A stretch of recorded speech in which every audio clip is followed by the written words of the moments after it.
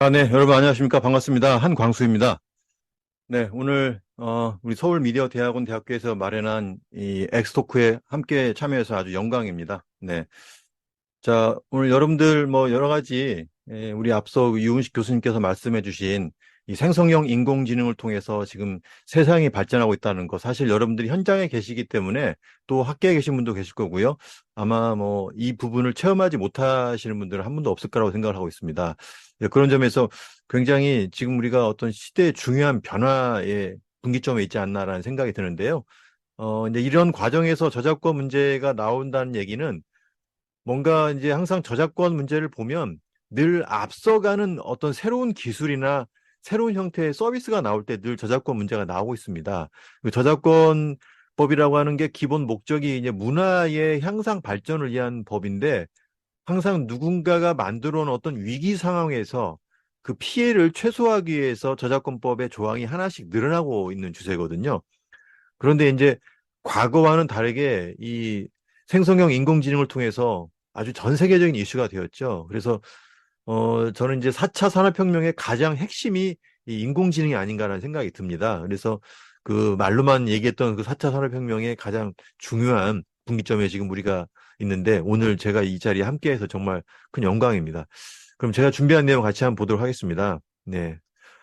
저는 뭐 앞서 말씀드린 것처럼 이렇게 하고 있는데 나름 또 유튜버로도 활동을 하고 있습니다. 구독자 수가 많지는 않네요. 네. 자, 오늘 여러분들과 나눌 이야기입니다. 일단은 이제 이 생성형 인공지능을 통해서 나올 수 있는 저작권 이슈. 사실 생성형 인공지능, 그러니까 인공지능 챗GPT나 미드저니가 아니더라 해도 기존에 있는 저작권법에서 다룬 내용을 바탕으로 해서 판단할 수 있는 내용입니다. 그래서 이제 실제 인공지능이 만든 결과물이 저작권법에서 보호를 받을 수 있는지의 여부하고 또 이런 부분에 대해서 미국 저작권청을 아무래도 좀 관심 있게 볼 수밖에 없는데 올 봄에 미국 저작권청에서 이 저작권 등록에 대한 가이드라인을 공개를 했습니다. 우리나라도 이제 올해 말, 그러니까 뭐 다음 달이나 12월까지 아마 다음 달 정도 나올 것 같은데요. 저작권 등록 가이드라인이 나올 겁니다. 인공지능 결과물에 대한 가이드라인이 따로 나올 건데요. 아마 거의 유사하게 나오지 않을까 싶어요. 그리고 중요한 것은 지금 언론에 나온 이슈는 거의 대부분 인공지능, 그러니까 AI를 그 소유하고 있는 그 회사에 관련된 저작권 이슈가 많은데 실제 이제 중요한 것은 그 이슈와는 관계와 상관없이 우리가 창작자로서 인공지능을 활용해서 어떻게 이걸 나의 저작물로, 나의 콘텐츠로 해서 내가 이걸 상업적으로 활용하든지 아니면 내가 학문 연구 목적으로 활용할 것인가. 이런 부분이 사실은 더 중요하지 않을까 싶습니다. 그래서 인공지능 결과물 이용할 때 우리가 그러니까 권리자의 이용 허락이 없더라도 공정이용 방식으로 이용할 수 있는 부분. 네. 그다음에 인공지능 결과물을 저작물로 인정받기 위한 방법을 어떻게 할 것인가에 대한 원론적인 부분. 그리고 내가 만든 이 인공지능 결과물, 내가 가지고 있는 이 권리에 대해서 혹시라도 제3자가 이걸 무단 이용했을 경우에 발생할 수 있는 문제, 이런 것들을 한번 같이 보도록 하겠습니다. 네. 어려운 내용은 아니고요. 기존에 나와 있는 내용을 제가 좀 정리만 좀 했습니다. 자, 먼저 인공지능이 만든 결과물도 저작권법에서 보호할 수 있는지 이거 하나 사례를 보도록 하겠습니다. 영상을 좀 같이 볼게요. 광주과학기술진흥원에서 네, 단발머리 만든 여성이 건데요. 모습을 한 인간형 로봇 에이다입니다. 그림을 그리는 이 AI는 며칠 전 영국 의회에 출석했는데요. 한번 들어보시죠. I am, although not alive. I can still create art. 네, 이렇게 AI가 그림과 음악 같은 다양한 분야에서 창작물을 만들어내면서 그 저작권을 인정할지를 두고 논란이 일고 있는데 최근 국내에서도 관련 갈등이 시작됐습니다. 이미 저작권료를 받아왔던 작곡 AI 이봄을 둘러싼 논란부터 안희재 기자가 단독 보도합니다. 명령어 입력창에 음악 장르와 곡의 길이를 써넣자 10초도 안 돼 경쾌한 음악 한 곡이 완성됩니다. 당장 클럽이나 카페에서 틀어도 손색 없는 수준입니다. 광주과학기술원이 개발한 작곡 AI 이봄은 음악 이론을 학습해 개연성 있는 선율을 만들어내는 방식으로 작곡하는데 클릭 2번이면 몇 초 만에 음악을 완성합니다. 사용자가 음악을 전혀 몰라도 곡을 만들 수 있습니다. 지난 6년간 30만 곡을 만들었고 3만 곡을 팔아 6억 원의 매출을 올렸습니다. 지난해엔 가수 홍진영 씨의 노래 사랑은 24시간 등을 작곡해 저작권자로 이름을 올리기도 했습니다. 그런데 AI 이봄이 만든 음악 6곡에 대해 저작료를 지급해온 한국음악저작권협회가 지난 7월 돌연 저작권료 지급을 중단하겠다는 공문을 보내왔습니다. 사람이 아닌 AI가 작곡한 사실을 뒤늦게 인지했다며 저작권료 지급에 법적 근거가 없다는 이유였습니다. 저작권법상 저작물은 인간의 사상이나 감정을 표현한 창작물로 정의하는 만큼 AI가 만든 작품을 저작물로 볼 수 없다는 겁니다. 그래서 지금 AI는 어찌됐든 창작의 주체이거든요. 그러니까 창작 권리를 보호받고 있지 못한다는 건 되게 안타까운 사실인 것 같긴 합니다. 창작물은 있는데 권리는 어디서도 인정받지 못하는 상황. 제3자가 영리 목적 등으로 무단 도용해도 저작권법의 보호를 받을 수 없습니다. 그림과 음악, 소설, 만화까지 AI의 창작물이 다양해지고 있는 만큼 AI 개발자들은 창작자에 대한 권리 인정이 늦어지면 인공지능 분야 발전에 걸림돌이 될 거라고 지적합니다. SBS 안희재입니다. 네, 지금 방금 보신 것처럼, 예, 여기 보면, 이 노래가 이제 이 인공지능을 통해서 6년간 30만 곡을 작곡을 하고 3만 곡을 판매해서 총 6억 정도의 매출을 올렸다고 하네요. 굉장히 아주 많습니다. 그리고 이제, 실제 가수의 노래까지 만들어서 이 음악저작권협회에 등록을 했는데, 이게 이제 거절당한 이유는 핵심은 아까 보신 것처럼 사람이 창작을 하지 않았기 때문에 인공지능 결과물이라고 하는 사실을 뒤늦게 알았기 때문에 취소를 시킨 거죠. 예. 그래서 이제 보통 저작권 문제가 발생을 할 경우에 이게 인공지능 여부와 관계없이 가장 먼저 확인하는 게 이걸 누가 만들었느냐, 그리고 이 만든 게 저작물로 인정될 수 있는 창작성이 있는 어떤 그런 보호받을 수 있는 요건이 있느냐. 보통 이 1번과 2번을 가장 먼저 봅니다. 그런데 인공지능이 만든 결과물, 인공지능이 만든 창작물이라고 하지 않고 인공지능이 만든 결과물이라고 저는 지금 이야기를 하는데요. 그 이유는 인공지능 자체가 사람으로서 인격적 존재가 아니잖아요. 그러니까 이거를 창작이라고 하지 않고 그냥 인공지능이 만든 결과물로 보는 게 맞다고 생각을 해서 저는 인공지능 결과물이라고 이야기를 하고 있습니다. 어쨌든 인공지능이 만든 결과물 자체가 저작자도 없고 저작권자가 없으니까 이게 이제 방금 그 한국음악저작권협회 음저협에서 이 부분을 이제 취소를 한 거죠. 자, 그런데 실제 여기 계신 분들 미드전이라든지 챗GPT라든지 다른 여러 가지 인공지능 프로그램을 이용해서 만들 때 여러분들이 그 프롬프트를 입력할 때 상당히 고민을 많이 하고 계시지 않습니까? 근데 우리 저작권법은 기본적으로 그 창작자가 창작 활동을 하기 위해서 굉장히 지적으로 고민하면서 만든 그 과정 자체도 굉장히 중요시 여긴단 말이죠. 그런데 결과물을 나오는 데 있어서 사람이 아주 중요한 역할을 하지 않으면 이 자체를 이제 저작물로 보지 않는다라고 하는 게 실제 창작 현장에 있는 사람들이 좀 의아해할 수 있는 부분입니다. 그러니까 앞에 지금 그 광주과학기술원의 그 대표님도 그런 생각을 하고 있는 거죠. 자, 그리고 또 일반적으로 우리 저작권법에서는 단순한 아이디어를 보호하지 않고 표현된 결과물만 보호를 합니다. 지금 여기 007 시리즈나 미션 임파서블, 그리고 제이슨 본의 이 영화에서 공통점은 이제 이렇게 스파이 활동, 그다음에 총격신, 추적신 이런 것들이 있죠. 그런데 보면 사람이 만들든 인공지능이 만들든 어떤 기본적으로 저작권법의 적용의 공통 이론은 아이디어나 소재는 보호하지 않고 그 표현된 결과물만 다르면 다 보호를 하게 돼 있습니다. 근데 여기에 전제 조건은 역시 사람이 창작했을 경우만 가능하다는 거죠. 사실 인공지능에 관련된 저작권법 이슈가 나오기 전에 이미 뭐 10년 전에 이런 일이 있었죠. 여러분들 다 아시는 그 나루토라고 하는 인도네시아에 사는 멸종위기 동물 검정 짧은 꼬리 원숭이, 이 원숭이가 직접 찍은 이 사진이 저작권 보호 대상이 아니라고 하는 것은 이미 언론을 통해서 많이 알려진 사실입니다. 그래서 실제 이 인도네시아에 갔던 이 영국의 사진작가 데이빗 슬레이터가 이 사진에 대한 저작권이 없어서 이 사진을 원숭이가 직접 찍은 사진을 마음대로 올린 사람 회사에 대해서 법적 조치를 취했지만 저작자가 아무도 없다고 해서 이 데이비 슬레이터도 자기의 권리를 확보하지 못했고, 반대로 이 데이비 슬레이터한테 이 원숭이 사진에 대한, 원숭이 그 왜 동물 보호단체 있지 않습니까? 이 동물 보호단체에서 주장했을 때도 마찬가지로 서로 인정이 안 됐던 거죠. 나중에 물론 서로 합의해서 25% 수익을 주는 걸로 해서 조용히 끝났지만,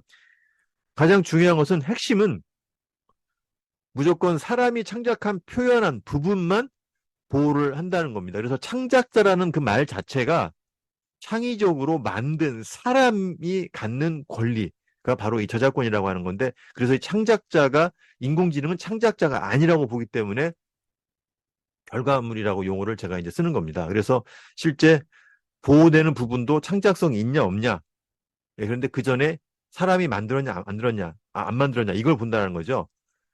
이제 미국에 이제 이 스티븐 탈러라고 하는 이 사람이 있는데, 이 사람이 굉장히 좀 아주 정말 그 아주 의지가 정말 대단한 사람입니다. 이 스티븐 탈러라는 사람이 자기가 이제 만든 크리에이티브 머신이라고 하는 그 AI가 있는데, 이 AI를 통해서 이 어리센트 엔트리 투 파라다이스, 그러니까 천국으로 들어가는 최신의 입구라고 하는 이 작품을 인공지능으로 만들었는데, 이 인공지능이 회사의 업무상 저작물로 보고, 이 인공지능 결과물을 회사의 업무상 저작물로 보고, 자기가 회사의 대표니까 이거를 이제 미국 저작권청에 등록 신청을 했는데 거절을 당했어요. 예. 거절 이유는 간단합니다. 사람이 만든 게 아니기 때문에. 그런데 이제 이 사람이 이것 때문에 계속 등록 신청을 했는데 거절을 당하자 미국 법원에 소송을 냈습니다. 하지만 법원에서는 미국 저작권청의 등록 거절이 정당하다라고 해서 얘기를 했어요. 실제 이 사람은 이제 원래는 발명가였죠. 그래서 이제 다부스라고 하는 인공지능 발명 프로그램을 통해서 만든 결과물이 있는데, 이거를 이제 남아프리카 공화국이나 뭐 미국이나 영국이나 독일 다 했는데, 남아프리카 공화국은 그 특허가 일부 좀 뭐 인정이 됐었고, 다른 나라는 다 이제 취소가 됐었습니다.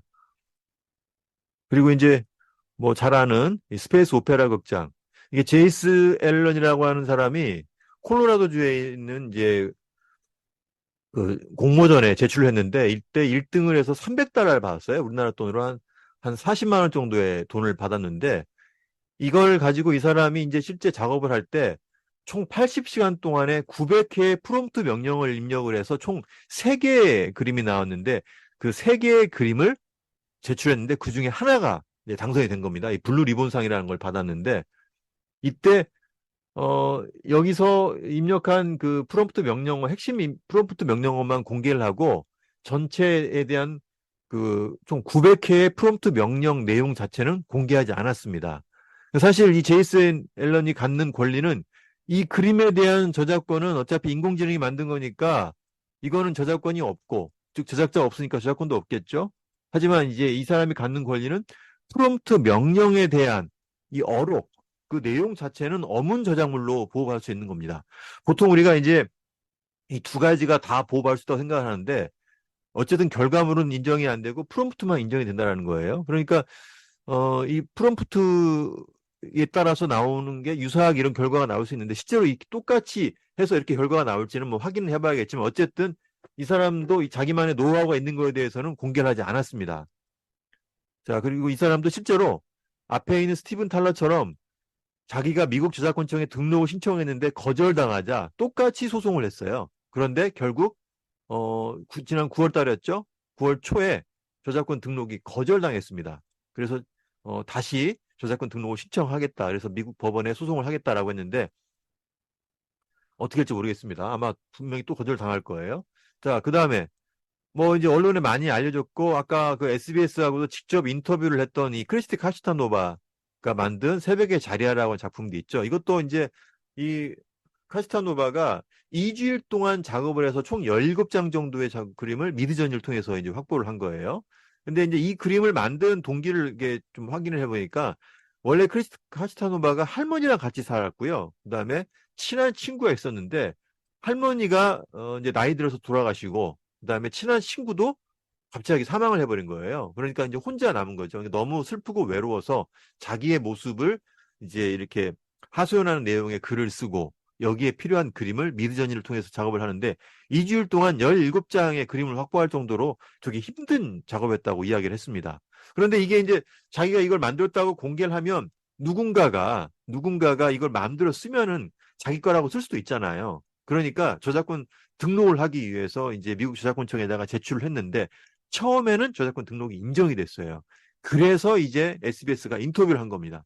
근데 나중에 저작권청에서 이 사실을 알고 직원의 이제 실수였겠죠. 그러니까 이제 취소시키고 이 카시타노바가 쓴 글만 저작권을 인정해주고 미드저니가 나온 결과물은 취소를 시켜버렸습니다.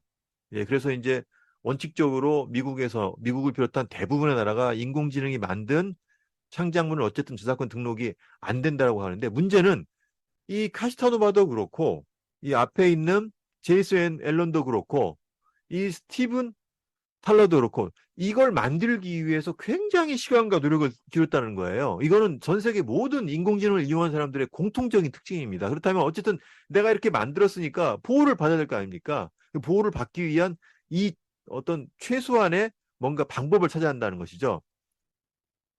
자, 그리고 이제 인공지능을 이용하면서 우리가 이제 좀 주의해야 될 것 중에 하나가 바로 사실은 표절의 문제입니다. 표절. 정확한 정보를 제공하지 않는다라는 거. 제가 올 3월 달에 이제 이 챗GPT를 이용해서 저도 책을 한 권 냈습니다. 근데 처음에 이제 저작권법에 관련된 책을 한번 내보려고 했었어요. 그러니까 전 세계가 멸망하고 나서 단 하나의 저작권법, 전 세계에 원 카피라이트 로우를 만든다고 했을 때 이걸 가지고 이제 어떻게 해야 될지 제가 이제 전 세계 10개의 나라의 저작권법을 가지고 단 한 개의 저작권법을 만들라라고 해서 제가 그 예시를 제시하고 쭉 했는데 그리고 이제 정확한 출처를 써라 하라고 했는데 출처가 안 맞더라고요. 일주일 동안 했는데 이게 전부 다 안 맞는 거예요. 그래서 제가 이제 완전한 창작, 허구적인 내용으로 해서 다시 썼습니다. 그래서 이제 안데르센 동화집 있죠? 안데르센 동화집. 저작권 보호 기한이 끝난 안데르센 동화집의 이야기 형식을 30개를 뽑아달라고 해서 제가 그걸 가지고 다시 글을 썼습니다. 저작권 이야기를 제가 다시 소설처럼 써가지고 이렇게 했는데 총 나온 분량이 한 100페이지 정도 됐어요. 그래서 이제 그걸 나중에 다시 미드저니를 통해서 이제 그림까지 넣는 작업을 하려고 그렇게 지금 했었거든요. 근데 작업하는 시간이 3일밖에 걸리지 않았습니다. 이 이야기를 만들어주고 그걸 제가 다시 변형을 해서 하기 때문에 작업 속도가 되게 빨랐었어요. 그래서 이제 챗GPT라든지 다른 미드저니라든지 이런 걸 활용을 할 때 우리 앞서 유은식 교수님이 설명하신 것처럼 지금 대기업이나 기업에서 광고를 할 때 활용하는 것은 바로 이런 인공지능의 창작성이 장점으로 부각되기 때문에 활용 가치가 높은 거죠. 그런데 어떤 사실관계를 다루거나 어떤 진실 여부 이런 팩트 위주로 한다고 하면 별도의 다른 작업이 필요하다는 거. 이런 것들 뭐 여러분들 잘 알고 계시겠죠. 그런데 지금 이게 이제 저작권 인정 여부와 관계없이 우리가 해야 될 의무사항이 있습니다. 인공지능을 통해서 창작 과정을 하는 사람들이 해야 될 가장 기본적인 의무사항이 뭐냐? 바로 출처에 대한 부분이에요. 그러니까 내가 인공지능을 통해서 작업을 했을 때 이 결과물이 내가 인공지능을 가지고 완전한 변형을 하거나 아니면 살짝 변형을 하더라도 어쨌든 인공지능을 통한 결과물이라고 하는 사실을 알려야 된다는 거예요. 사실 이게 양심의 문제입니다. 그래서 인공지능을 통한 창작자들의 가장 중요한 이슈는 양심. 예, 이 양심적으로 얼마나 이 작업 내용을 공개할 것이냐에 대한 부분이에요. 근데 여러분들 유튜브나 블로그를 보면 자동화로 해서 돈을 버는 많은 사람들의 이야기가 나오는데 사실 그 사람들은 대부분 그 사실을 밝히지 않고 있습니다. 이야기를 한다 해도 정확하게 얘기를 안 하고 하는 경우가 많은데 지금 여기에 오신 분들은 지금 학계에 계시거나 아니면 산업 현장에 계시거나 다 전문가들일 거라고 생각을 하고 있어요. 여러분들이 이런 부분에 있어서 사실은 세상의 눈으로 볼 때 여러분들한테 더 그러한 어떤 출처에 대한 양심적인 행동을 아마 더 많이 강요할 것 같습니다. 자, 이거 한번 볼게요. 이게 예로 이런 겁니다. 지금 중앙일보 기자가 우주선이 된 거북선을 그려줘 라고 해서 이런 결과가 나왔어요. 근데 이거를 그냥 어떤 특정 우리가 원하고자 쓰고자 하는 형태로 이걸 썼을 경우에 법적인 부분은 아니지만 이런 이슈가 나올 수가 있습니다. 이런 해프닝이 생길 수가 있어요. 실제 이게 지금 미드저니가 이렇게 그림을 그려준 것은 우주선이 된 거북선, 그러니까 거북선이 우주선이 하늘을 나는 거 아닙니까? 그러니까 하늘을 나는 형태의 학습 데이터가 몇 개 없었던 거예요. 그러니까 뭐 옛날 여러분들 혹시 원탁의 기사라고 하는 만화를 봤나요? 원탁의 기사라고 하는 만화를 봤다고 하면 저랑 나이가 비슷한 분들인데 원탁의 기사의 만화에 보면은 그 배가 하늘을 납니다. 예, 하늘을 날아요. 그다음에 하울의 움직이는 성도 약간 이렇게 하늘을 나는 것처럼 그런 뉘앙스가 나오죠. 그러니까 지금 이 미드저니가 하울의 움직이는 성 데이터를 학습을 해서 비슷하게 만들어준 거죠. 근데 만약에 이걸 그냥 모르고 썼다고 하면 어떻게 되겠습니까? 사람들이 이런 이야기를 하겠죠. 이거 하울의 움직이는 성하고 느낌이 비슷하겠네? 근데 이게 저작권 침해는 아니지만 이제 표절에 대한 해프닝, 이슈가 발생할 수 있다는 거예요. 그래서 우리가 인공지능뿐만 아니라 다른 사람의 창작물을 이용해서 그걸 가지고 응용을 할 때, 그리고 새로운 형태의 콘텐츠를 만들 때 저작권 침해를 따질 때 항상 이 두 가지를 따집니다. 의거성이 있냐, 실질적 유사성이 있냐. 요 두 가지를 보는데요. 그러니까 사실은 그러니까 어떤 걸 보고 결과물이 완전히 다르면 상관이 없습니다. 예, 그런데 어떤 특정 원래 있던 창작물과 비슷하게 나올 경우 저작권 침해와 표절 문제가 생기는 거죠. 그런데 이제 누가 해도 비슷한 부분, 그러니까 예를 들면 우리 드라마에서 밥을 먹는 장면이라든지 뭐 어떤 아까 총격신이라든지 이런 거 비슷한 부분이 있잖아요. 이런 것들은 필수 장면 이론이라고 해서 누가 해도 비슷하기 때문에 설령 원 저작물과 비슷해도 크게 문제가 되지 않습니다.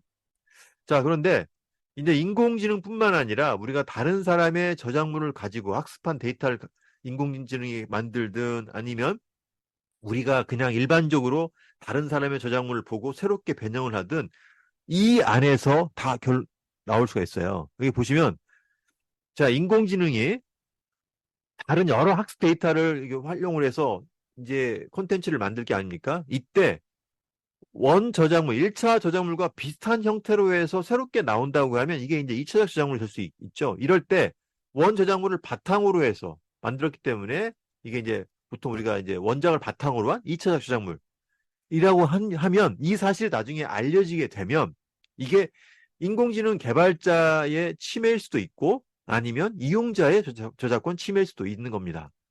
자, 그런데 이게 이제 원 저작물을 학습을 했지만 이걸 바탕으로 해서 자기의 새로운 아이디어를 반영을 해서 원안으로 해서 완전히 독립 저작물 형태로 만든다고 하면 사실 큰 문제가 되지 않습니다. 사실 뭐 출처 명시만 하면 큰 문제는 없죠. 지금 그 드라마 연인이라고 하는 게 바람과 함께 사라지다라고 하는 영화에서 이제 작가가 아이디어를 얻어가지고 그 내용을 바탕으로 해서 이제 드라마를 만들었다라고 이야기를 하고 있어요. 이렇게 출처를 이야기해주면 저작권 결과물이 완전히 다르기 때문에 사실 법적으로 가도 전혀 문제가 되지 않지만 내가 본 원안에 대해서 이야기를 한다고 하면 이렇게 출처 명시만 이야기해주면 사실 문제가 되지 않습니다. 그래서 이런 부분, 그러니까 지금 인공지능을 통해서 나온 여러 가지 이슈가 원작을 바탕으로 한 2차 저작물 이슈가 될지 아니면 원안으로 한 독립 저작물 이슈가 될지 이거에 따라서 저작권 침해가 될 수도 있고 안 될 수도 있는 거예요. 근데 아직까지는 대부분 이렇게 원안으로 한 독립 저작물이 훨씬 더 많은 것 같습니다. 자, 이런 거에 대해서 이제 미국 저작권청이 인공지능 결과물 저작권 등록 가이드라인을 올 봄에 이야기를 했었는데요. 뭐 이렇게 이야기를 하고 있습니다. 핵심은 사람이 창작을 해야 되고 그렇다고 해서 인공지능이 만든 것을 무조건 저작권 등록을 안 해주는 게 아니라 인공지능이 만든 것을 사람이 개입을 해서 다시 창작 활동을 하고 그 다음에 완전히 새로운 형태로 만든다고 하면 저작권 등록을 해주겠다는 거예요. 네. 그런데 여기서 중요한 것은 어쨌든 사람이 전통적인 창작 활동을 해야 한다는 겁니다. 어떤 식으로든. 어떤 식으로 해야 한다는 거예요. 그리고 인공지능을 통해서 작업을 했다고 하면 반드시 그 사실을 알려줘야 되고 만약에 그 사실을 알리지 않고 저작권 등록을 했는데 이게 등록이 인정이 됐다. 그런데 이거를 나중에 의도적으로 속였든 속이지 않든 어쨌든 알리지 않고 등록을 했을 경우에는 나중에 취소도 할 수 있다라고 하면서 인공지능 사람이 창작해야 한다는 부분과 창작에 중요한 역할을 해야 한다는 부분과 그다음에 인공지능을 썼다라고 하는 부분 이 부분을 반드시 고지하라고 하는 부분을 이야기를 하고 있어요. 아마 지금 우리 한국저작권위원회도 다음 달쯤에 발표할 것 같은데 거의 비슷한 맥락에서 진행할 것 같습니다. 그러니까 여러분들이 반드시 이 내용을 아시고 작업을 하셔야 된다는 거죠. 그리고 저작권 등록을 하기 위해서 프롬프트 내용을 반드시 여러분들이 따로 모아놓으시길 바라겠습니다. 프롬프트 내용을. 왜냐하면 프롬프트 내용에 따라서 어떻게 나왔는지를 나중에 저작권 등록할 때 그 등록 신청 지침에서 그 내용을 요구할 수 있다는 거예요. 다행히 프롬프트의 기록은 남아있기 때문에 그나마 괜찮은데 만약에 그게 아니라고 하면 따로 예, 정리를 해놓으시는 게 좋겠습니다. 자, 그다음에 이제 인공지능 콘텐츠와 저작물 이용 시 공정 이용 방식으로 해서 했을 경우 그 활용 방법 한번 이걸 보겠습니다. 우리 저작권법 35조의 5는 미국 저작권법 107조 내용과 똑같아요. 우리가 미국과 FTA를 하면서 이 내용을 가지고 왔는데요. 통상적으로 여러분들 뭐 유튜브에서 공정 사용, 공정 이용 많이 하는데 이게 같은 내용입니다. 근데 이제 제일 중요한 게 기본적으로 원 저작물과 비슷하게 쓰면 당연히 저작권 침해죠. 근데 그렇게 될 경우는 거의 없다고 보고 비슷하긴 한데 이때 이용한 목적과 그다음에 실제 결과물에 있어서 원 저작권자의 어떤 현재 시장이나 미래 잠재적인 시장 그리고 경제적인 어떤 대체 효과가 있다고 하면 저작권 침해가 될 수 있는데 이걸 피해가면 되는 것이죠. 그래서 우리가 인공지능 만약에 다른 사람이 만든 인공지능 창작물이든 아니면 뭐 기존에 있는 일반적인 사람의 창작물이든 이런 형태로 해서 이 네 가지의 원칙을 지켜주면 예, 문제가 되지 않습니다.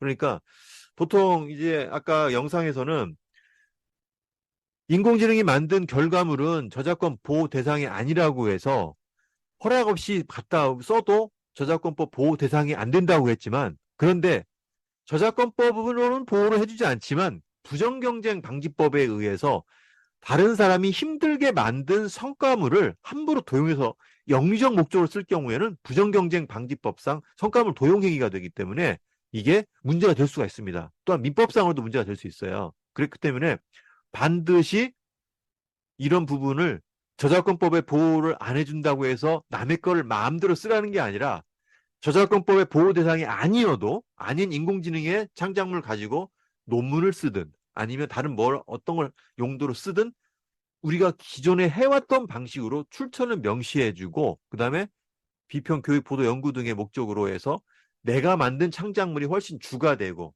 이 인공지능뿐만 아니라 다른 사람의 콘텐츠를 쓸 때 부수적으로 써야 한다는 기본 이론은 동일하다는 겁니다.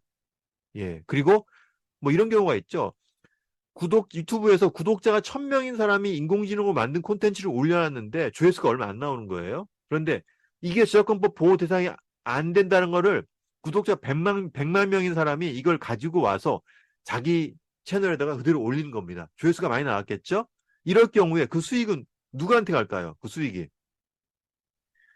수익은 그 100만 구독자한테 가겠죠? 이럴 때 저작권법 보호 대상이 아니라고 100만 구독자는 이야기할 수 있겠지만은 실제로 이 4번과 같이 성과물을 함부로 이용한 거에 대한 법적 책임을 질 수도 있다. 그래서 저작권 문제가 없으려면 보통 이렇게 1번부터 5번까지 해당되는 내용이 있지만 이렇게 다른 사람의 저작물이나 결과물을 썼을 경우에 저작권법으로 보호할 수도 있고 아니면 다른 법으로 보호할 수 있기 때문에 기존에 우리가 알고 있던 내용을 지키는 게 가장 중요합니다.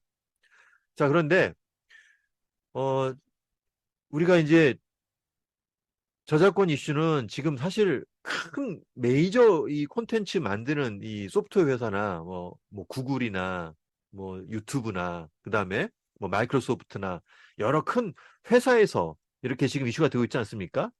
그런데 지금 시대의 큰 변혁의 흐름에 있는데 이거를 기존에 있는 사람이 만든 거 외에는 보호 안 된다라고 해서 그냥 끝나버리면 이게 좀 애매모호할 수 있잖아요. 그리고 이게 지금 문화 발전에 굉장히 전 세계적으로 중요한 부분인데 이걸 어떻게 해서든 인공지능을 합법적으로 이용해서 이 시장을 모든 나라가 키우려고 하고 있습니다. 그럼 어떻게 해서든 좀 뭔가 어떤 합리적 근거를 마련해야 되지 않겠어요? 그래서 이것과 관련해서 향후에 지금 게티 이미지도 지금 현재 엄청난 소송을 하고 있고 픽사베이도 그렇고 지금 현재 많은 그 사진 제공 사이트들에서 지금 소송을 하고 있습니다. 그다음에 뭐 뉴욕타임즈도 소송을 챗GPT 상대로 소송하고 있고 지금 앞으로 많은 사람들이 소송을 할 텐데 이럴 때 이 생성형 인공지능 개발사에서 책임을 지기에는 너무나 부담이 되거든요. 어떻게 해서든 유리하게 좀 해서 누구나 공익적으로 이렇게 활용할 수 있도록 할 텐데 이거에 대한 법원 판례가 두 가지가 있습니다. 예, 이렇게 두 가지가 있는데요. 이게 미국 언론사에서 이야기한 사례를 제가 가져왔습니다. 구글 북스라고 여러분 다 아시죠? 여러분들 지금 뭐 우리 서울 미디어 대학원뿐만 아니라 모든 대학교가 지금 구글과 협업을 해서 저도 옛날에 이제 지금 학교에서 그걸 안 해주던데요. 구글 이제 이 북스 프로젝트로 인해서 그때 이제 구글 뭡니까 이제 구글 드라이브를 무제한으로 이용할 수 있는 혜택을 줬었죠. 그러니까 근데 한 8년 지나니까 이걸 없애버리더라고요. 그래서 그 데이터를 내리는데 되게 힘들었습니다. 그러니까 특히 유튜버 입장에서는 이 구글 드라이브를 무제한으로 이용할 수 있다는 점에서 굉장히 큰 혜택이었는데 그게 없애버렸어요. 근데 처음에 조건이 이제 바로 이 구글 부스 프로젝트의 이제 학교하고 저기 하면서 했는데 이것 때문에 미국 작가협회하고 출판사협회가 소송을 했습니다. 그런데 10년 만에 결론이 나온 게 어떻게 나왔냐? 미국 법원에서 구글 북스는 독서를 위한 도구가 아니라 도서 검색의 편의를 제공하는 것으로 원 저작물에 대체 효과가 없다. 그러니까 이걸 한다고 해서 책이 덜 팔리는 게 아니다. 기존의 출판시장, 온오프라인 출판시장의 책이 덜 팔리는 게 아니라 오히려 책이 더 잘 팔리는 가치를 올려주는 경제적 효과를 제공했다고 본 거예요. 그래서 이거는 공정 이용이라고 해서 오히려 구글 북스가 저작권자들한테 더 유리하다라고 이렇게 결론을 내렸습니다. 그러니까 인공지능이 구글 북스와 같은 역할을 한다고 하면 전 세계에 있는 모든 이런 생성형 인공지능 회사에 대한 저작권 소송에서 아마 저작권 침해가 아니라고 나올 가능성이 높겠죠. 예. 자, 또 하나. 근데 실제로 보면은 인공지능을 통해서 나온 결과물 중에 이런 게 많이 있습니다. 여러분 잘 아시는 앤디 워홀 있죠? 앤디 워홀. 왼쪽에 이게 프린스 사진입니다. 린 골드스미스가 찍은 프린스 사진 원본인데 앤디 워홀 쪽에서 작업을 해서 이렇게 2차 저작물을 만들었어요. 그런데 미국 이제 이 린 골드스미스가 이 앤디 워홀 쪽으로 소송을 걸었는데 저작권 침해로. 근데 미국 법원에서는 앤디 워홀이 저작권 침해를 했다고 했습니다. 그 이유가 뭐였냐?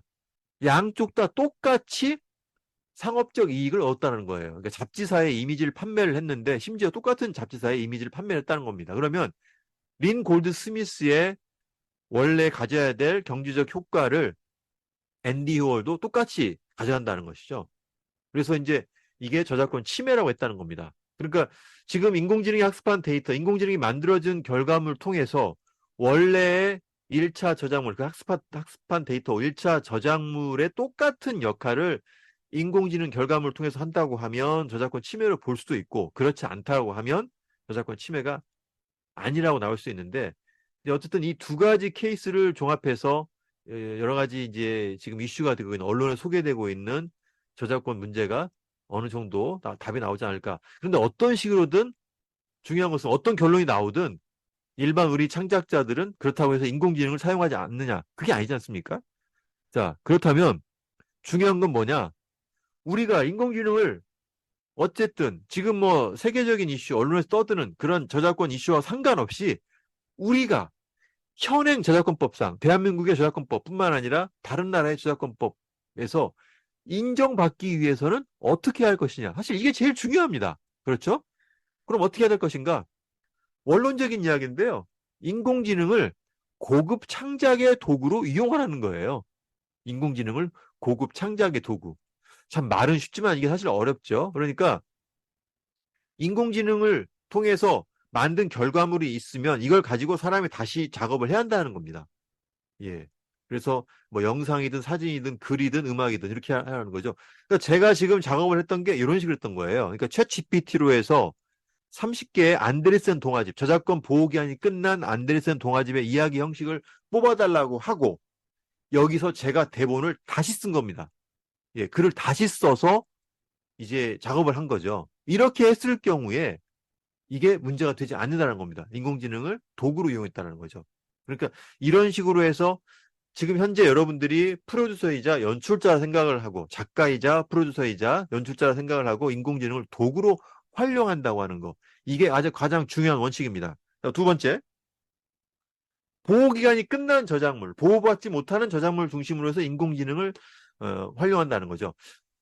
최초에 지금 챗GPT가 나오기 전에 마이크로소프트나 구글에서 만들었던 여러 그 인공지능 그 테스트 프로그램을 보면 옛날 그림 있잖아요. 보호기간이 끝난 그림을 가지고 많이 작업을 했었습니다. 그렇기 때문에 전혀 문제가 되지 않았던 거예요. 그런데 이제 그것만 가지고는 답이 안 나오겠죠.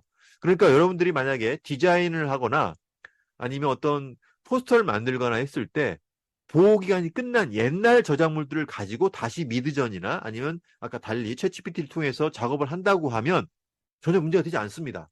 실제 저도 지금 제가 작업을 하고 있는 게 바로 이번과 같은 형태의 콘텐츠만 가지고 작업을 하고 있어요. 예, 굉장히 아주 이게 중요한 부분이거든요. 그래서 모든 창작자분들이 저작권 보호기간이 끝난 이걸 확인해야 되는데 우리나라 기준으로 저작자가 1962년까지 사망을 했다고 하면 저작권 보호기간이 끝났습니다. 그렇기 때문에 1962년까지 사망한 저작자의 저작물들을 찾아서 그걸 가지고 여러분이 다시 인공지능을 통해서 콘텐츠를 만들게 되면 전혀 문제가 되지 않는다. 예, 그리고 인공지능으로 만든 사실을 이야기하고 이걸 가지고 여러분들이 다시 작업을 해야겠죠. 예, 그러면 1차 저작물에 대한 권리자의 최소한 문제 제기는 없을 거라는 거죠. 그다음 세 번째, 이게 이제 아까 그 제이슨 앨럼이나 그 다음에 미국 아까 크리스 카스타노바도 마찬가지고요. 스티븐 탈러도 마찬가지고 똑같이 이 주장을 했는데 받아들이지 않았어요. 미국 저작권청에서. 이게 뭐냐면은 인공지능을 통해서 그러니까 미드저니를 통해서 나온 결과물이 있으면 이걸 가지고 다시 리터치 작업을 한다는 거죠. 색 보정도 하고. 근데 여기서 단순한 리터치, 색 보정은 인정이 안 되고 완전한 변형을 하라는 거예요. 새로운 창작성을 넣어서 해야 한다는 얘기입니다. 예. 이걸 확실하게 해줘서 완전히 변형을 해줘서 인공지능이 만든 결과물과 내가 변형한 부분에서 사실상 달라야 된다는 얘기예요. 실질적 유사성이 없어야 된다는 얘기입니다. 예. 그러니까 인공지능을 통해서 의거성은 있지만 실질적으로 완전히 변형을 시켜버리면 문제가 되지 않겠다라는 거예요. 예. 그래서 이런 작업을 포토샵이나 이런 데서 한번 작업을 하게 되면 나의 독자적인 저작물로서 보호받을 수 있는 방법이 생긴다는 거죠. 근데 여기서 중요한 것은 그럼에도 인공지능을 이용한 결과물이라는 사실은 말해야 한다라고 원칙적으로 이야기할 수밖에 없습니다. 예, 이건 양심의 문제죠. 예. 자, 그 다음에 이렇게 작업한 결과물을 한국저작권위원회에 등록을 하십시오. 예, 등록을 하지 않아도 내가 만든 사람이 창작한 부분이 월등하게 많고 인공지능을 도구로 이용했을 경우에 저작권 보호를 받을 수는 있지만 일단은 초창기이기 때문에 여러분들이 등록을 해놓는 게 좋습니다. 특히나 상업적으로 이용한다고 하면 등록을 하는 게 좋아요. 예. 그런데 이것도 이제 등록 가이드라인이 나올 겁니다. 자, 그런데 등록을 권장하는 이유는 등록을 했을 경우에 훨씬 유리한 점이 많기 때문에 그래요. 지금 뭐 영화나 드라마나 여러 지금 뭐 음악 이런 것들 다 등록을 하고 있습니다. 근데 음악 같은 경우는 우리 음악저작권협회에 따로 데이터 관리를 하면서 저작권위원회에다 등록을 하지 않아도 이제 그게 이제 공표가 됐다는 사실을 아니까 보호가 되는데 일반 창작물 등을 저작권 등록을 하는 게 좀 사실은 좋습니다. 특히나 상업적인 거. 근데 왜 등록을 해야 되느냐? 만약에 이렇게 만든 창작물을 인공지능이 만들었다는 사실을 이야기를 했어요. 그러면 사람들이 그 사실만 가지고 그럼 이거 저작권 보호가 안 되겠구나라고 사람들이 생각할 수 있겠죠. 하지만 실제로는 인공지능을 통해서 원 소스만 1차만 만들어냈고 이걸 내가 다시 작업을 많이 해서 새롭게 만들었잖아. 2차 저작물로. 그러면 이거는 사람의 독창적인 저작물로 된단 말이에요. 그럼 보호되는 거예요. 근데 이거 사실을 모르고 인공지능을 이용했다는 사실만 안 제3자가 허락 없이 이용할 경우에 그 사람은 저작권 침해를 하게 된 겁니다. 이때 내가 저작권 등록을 해놓은 것 자체만으로도 이거에 대한 손해가 발생한 거에 대한 증명을 하지 않아도 그 저작권 등록증 그 하나만 가지고도 법정 손해배상을 청구할 수 있어요. 그래서 한 개인당 1,000만 원, 그리고 한 회사당 한 건에 대해서 5천만 원까지 청구할 수가 있습니다. 물론 법원에서 인정해주는 금액은 훨씬 줄지만 어쨌든 청구할 수 있다는 자체가 굉장히 의미가 있어요. 예, 그래서 등록을 하는 게 좋습니다. 등록하는 비용은 실제 여기 계신 지금 뭐 우리 서울 미디어 대학원도 마찬가지고요. 한국영상대학교도 마찬가지고 그다음에 사업자 계신 분도 마찬가지고 개인도 마찬가지고 우리 한국저작권위원회에서 전국에 있는 12개 저작권 서비스 센터를 통해서 저작권 등록 비용을 1인당 연간 50만 원까지 지원해주고 있습니다. 그러니까 여기 지금 말한 수수료를 지원해주고 있어요. 그러니까 지금 우리 유은식 교수님도 한번 저작권 등록 비용을 여기 신청하셔가지고 지원 받아서 한번 저작권 등록 해보는 작업을 해보시는 게 중요할 것 같습니다. 자, 그 다음에 현재 저작권법을 개정 진행 중입니다. 그래서 인공지능이 만든 창작물을 일부 보호 가능하도록 이렇게 추진 중인데 현재 2년째 지금 그냥 계류 중이에요. 그런데 이번에 문화체육관광부 장관이 바뀌면서 아마 이 부분을 좀 적극적으로 추진하지 않을까 싶어요. 뭐 우리나라는 항상 이런 부분에서 빠르지 않습니까? 예, 남들이 안 하는 거를 굉장히 좀 빠르게 하는데 그런데 이게 이제 아마 업무상 저작물 형태로 되지 않을까 싶어요. 업무상 왜냐하면 인공지능을 사람으로 이렇게 하게 될 경우 이게 저작자 사후 70년 기준을 적용하기가 애매하잖아요. 왜냐하면 인공지능은 죽어도 안 죽지 않습니까? 예, 그렇기 때문에 이 업무상 저작물을 하는데 실제 언제 될지는 아직 모른다. 그러니까 이거 기다리지 말고 아까 앞에서 이야기한 내용대로 그냥 작업하시면 되겠습니다. 자, 그 다음에 이제 마지막으로 제3자가 인공지능 창작물, 그러니까 지금 여러분들이 우리가 만든 인공지능 창작물을 무단 이용할 경우에 우리가 취할 수 있는 조치가 무엇이냐라는 거예요. 지금 저작권 이야기를 하기 때문에 저작권법만 가지고 판단할 수도 있지만 실제로는 보통 이렇게 저작권 문제가 발생을 하면 실제 소송에서는 이 세 가지 다 따집니다. 저작권 침해, 그다음 부정경제, 그다음 민법 불법행위 이렇게 3단계로 보통 공격을 해요. 마찬가지로 인공지능 창작물을 누군가가 무단 이용했을 경우에 이 3단계로 똑같이 해야 됩니다. 그래서 사람이 창작한 저작물은 당연히 이제 보호 대상이 되겠죠. 그러니까 기본적으로 인공지능을 만든 거가 있으면 무조건 어떤 식으로든 사람이 창작한 부분이 있어야 되고 이거를 증명할 수 있는 기록이 있어야 됩니다. 근거가 있어야 돼요. 내가 작업을 따로 했다라고 하는 거. 그래야 그 안에 사람이 창작한 부분이 인공지능 결과물에 있다고 해봐요. 그러면 만약에 이게 인공지능이 창작한 인공지능과 사람이 같이 만든 결과물이에요. 근데 사람이 만든 지분이 40%입니다. 그러면 이거를 대외적으로 인공지능이 만든 결과물이라는 사실을 알고 그냥 썼을 때 이 사람은 저작권 침해가 아니라고 생각을 하고 썼겠죠. 하지만 나는 40%에 대한 지분만큼은 주장할 수 있잖아요. 예, 이럴 때 이 저작권법을 적용할 수 있다라는 거죠. 예.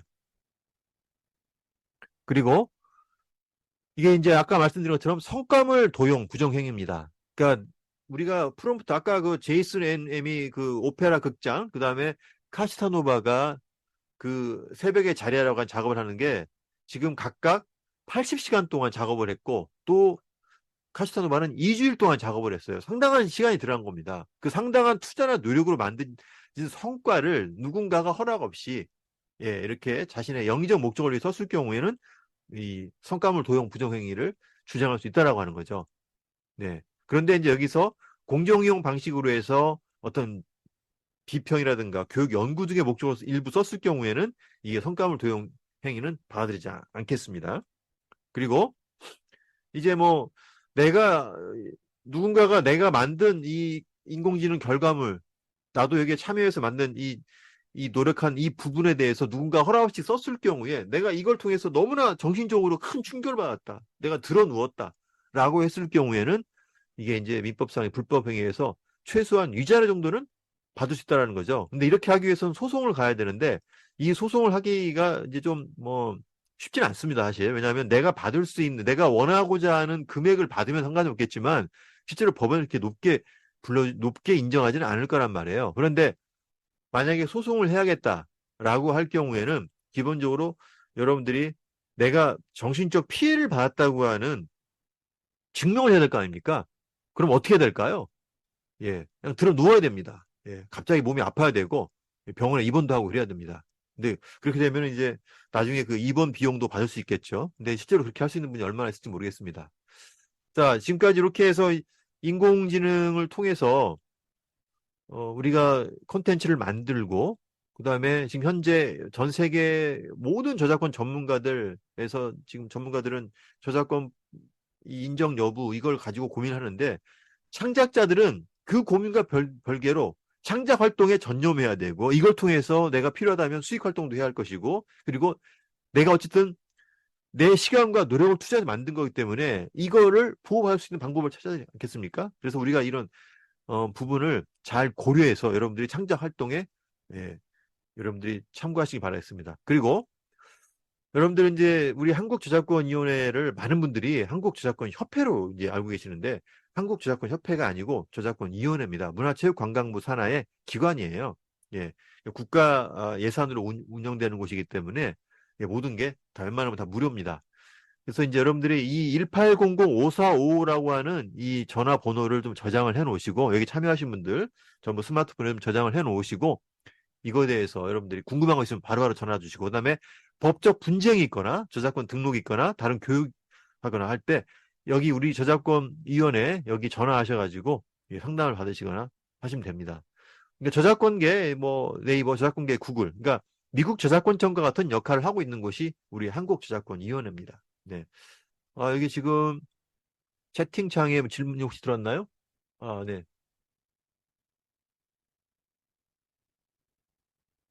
네. 네, 몇 가지 질문을 좀 여기 질문, 예, 해주신 것 같습니다. 박준영님께서 그렇죠. 편집 저작물, 어떤 걸 말씀하시는 거죠? 인공지능이 만든 거요? 그렇죠. 그러니까 편집 저작물로 인정이 되기 위해서는 기본적으로 원래 있던 그 결과물, 그러니까 저작물이든 저작물이 아니든, 그러니까 저작물이든 콘텐츠든 이걸 가지고 사람이 자신의 독창적인 개성을 반영해서 이거를 이제 구성이라든가 배열을 할 때 새로운 표현을 넣어서 만들면 이게 편집 저작물로 인정이 된다는 얘기입니다. 예, 그런데 여기서 이 편집 저작물로 인정이 되기 위해서는 상당히 많은 저기를 해야 돼요. 그러니까 지금 그 카시타노바 여기 요거 있죠? 미국 저작권청에서 이 카시타노바가 만든 새벽의 자리아라고 하는 것을 저작권 등록을 취소에 대한 의견서를 보내주면서 이게 편집 저작물로의 요건이 부족하다고 이야기를 했어요. 네. 편집 저작물로의 요건이 부족하다라고 이야기했습니다. 질문. 네네. 그래서 반드시 이제 여러분들이 이거를 만들 때 여러분의 개성을 반영해서 새로운 형태로 만들어야 되는데 사실 이게 이제 어떻게 될지는 모르죠. 케이스 바이 케이스 누구는 등록이 될 수도 있고 안 될 수도 있고 차이점은 많이 있을 것 같습니다. 네. 혹시 또 다른 질문이 또 있으신가요? 제가 좀 시간을 10분 오버했네요. 네. 너무 좋은 강의 해주셔서 감사합니다. 네. 네네. 네, 혹시 질문 있으신 분들은 편하게 또 음소거 뭐 해제하고 말씀해 주셔도 되고요. 아니면은 저기 채팅을 올려주시면 감사하겠습니다. 네.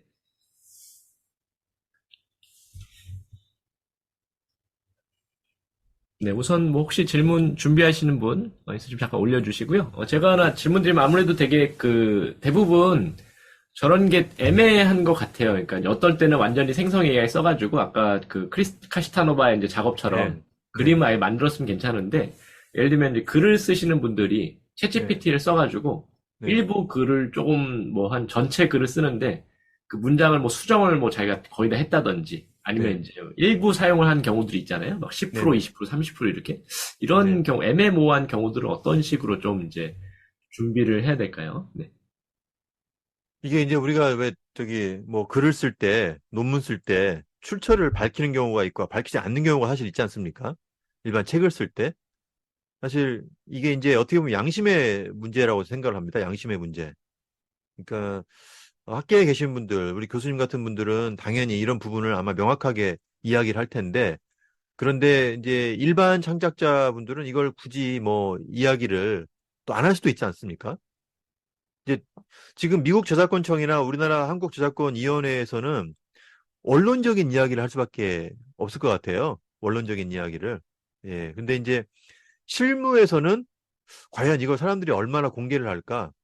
아마 이건 각자 양심에 맡긴 문제라서 이거를 이제 뭐 공개하지 않았을 경우에 대한 뭐 책임은 나중에 이제 물을 수는 있겠지만 어쨌든 생각보다 쉽게 공개를 하지 않을 것 같은데요. 이게 그 비율에 있어서 10%, 20%를 쓴 거에 대해서 글쎄 뭐 그냥 전체적으로 저도 그 챗GPT로 책을 쓸 때 그냥 이 책은 인공지능을 이용해서 만든 책입니다라고만 이야기를 했고 세부 문장에 대해서는 이야기를 안 했습니다. 세부 문장에 대해서는 제가 그걸 따로 뭐 공개를 안 했기 때문에 그 부분에 대해서는 얘기를 안 했거든요. 근데 이제 이렇게 전체 결과물에서 인공지능이 일부 이용이 되었다는 사실만 이야기를 해도 어느 정도의 출처는 이야기한 게 아닌가라는 생각이 들거든요. 근데 이제 사실 그것보다는 아까 이야기한 요거 있죠? 요게 더 문제일 것 같습니다. 그러니까 보통 우리 인공지능이 썼다고 얘기를 하겠죠. 근데 문제는 원작, 그러니까 실제 원 저작물의 권리자가 자기가 썼던 원래 문장을 인공지능이 학습을 해서 결과물 나왔는데 거기서 우리가 그 결과물 중에서 10% 20%를 썼을 때 이게 똑같을 수 있잖아요. 실제 사람이 만든 문장과 똑같을 수 있잖아요. 근데 이런 게 문제겠죠. 이게 누가 걸릴지는 모르겠습니다. 예. 이건 어떻게 보면 거의 뭐 로또와 같은 확률이 아닐까 싶은데요. 네. 뭐 이 정도로 말씀을 드리겠습니다. 답이 좀 시원치 않은 것 같은데요, 제가. 아닙니다. 네. 감사합니다. 네. 예. 네. 혹시 질문 있으신 분들 있으시면은 알려주시고요. 아무래도 이 저작권에 대한 부분들이 우리 한강수 강사님 잘 말씀해 주신 대로 지금 아직 정리가 법적으로 되지 않은 부분도 있기 때문에 가능하면 저희가 좀 보수적으로 또 이러한 부분들 명확히 좀 밝히고 또 여기에 대해서 분명한 좀 책임을 잘 질 수 있는 그러한 부분들의 좀 태도로 가는 게 좀 중요한 시점인 것 같습니다. 네. 그래서 앞으로 우리 한강수 우리 저기 대표님 같은 분의 역할이 중요한 것 같습니다. 이런 저작권에 대해서 잘 법적으로도 정립도 되고 또 교육을 또 잘 해주셔야 아무래도 또 더 중요하게 이러한 그 많은 창작자들이 보호받으면서 또 어디 의도하지 않았는데 법을 어기지 않도록 하는 그런 시기들이 좀 이렇게 될 수 있으면 좋을 것 같고요. 따로 질문은 없으셔서 마지막으로 제가 간단하게만 조금 뭐 광고 말씀 이렇게 드리고 마치겠습니다. 저희 오늘 행사는 저희 서울미디어대학원대학교 산업협력단 주관으로 진행이 되었고요. 저희 서울미디어대학원대학교는 저희 이런 미디어를 중심으로 특별히 지금 AI가 중심이죠. AI 기술 기반의 어떤 미디어에 관련된 콘텐츠들을 디자인하고 또 융합하고 비즈니스를 만들어내는 것에 대한 혁신적인 연구와 교육을 또 진행을 하고 있습니다. 저희는 석사과정 운영을 하고 있고요. 저희가 이제 2023년 11월 6일부터 또 신입생들을 모집을 하는 계획을 또 가지고 있습니다. 여러분들이 이런 생성 AI 기반으로 여러분만의 다양한 또 비즈니스를 만들기 원하시는 또 분들, 전문적인 교육을 또 원하시는 이런 분들, 함께 창의적인 활동을 하고 네트워킹 하기 원하시는 분들은 저희 학교에 또 오셔서 또 좋은 유익과 함께 활동들을 해나가시는 그런 경험들을 하실 수 있으면 참 좋겠습니다. 제가 그 접수 공고 관련된 부분은 저기 채팅창에다가 하나 올려놓을 테니까 여러분들 관심 있으신 분들은 참고해 주시고, 저랑 저기 한강수 강사님 이메일 주소를 또 같이 그 채팅창에다가 올려놨습니다. 여러분들 혹시 오늘 진행된 강의 관련해서 궁금하신 점도 있으신 분들은 또 이메일로 언제 편하게 또 문의해 주시면 좋을 것 같습니다. 네. 네. 혹시 따로 뭐 질문이나 의견이 없으시면은 오늘 이렇게 그러면은 오늘 엑스토크 또 10월 세미나를 마치도록 하고요. 저희 11월 세미나 때 또 더 좋은 모습으로 찾아뵙도록 하겠습니다. 네. 다들 모두 수고하셨습니다. 네. 한강수 강사님 감사합니다. 네. 네, 수고하셨습니다.